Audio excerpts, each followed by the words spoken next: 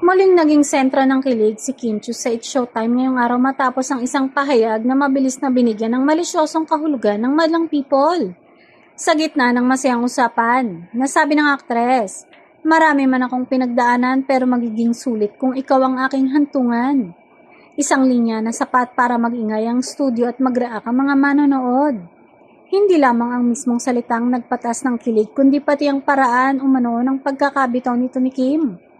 Para sa ilang fans, tila may espesyal na taong pinatutungkulan ng aktres kaya naman hindi naiwasang mapasok agad sa usapan ng pangalan ni Paulo.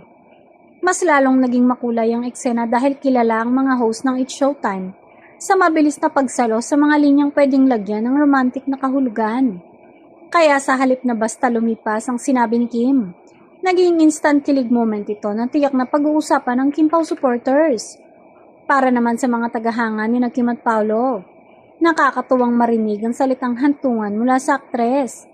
Matapos ang maraming pinagdaanan ni Kim pagdating sa buhay at pag-ibig, marami ang umaasang natagpuan na niya ang taong makakasama niya sa mas tahimik at mas seryosong yugto ng kanyang buhay.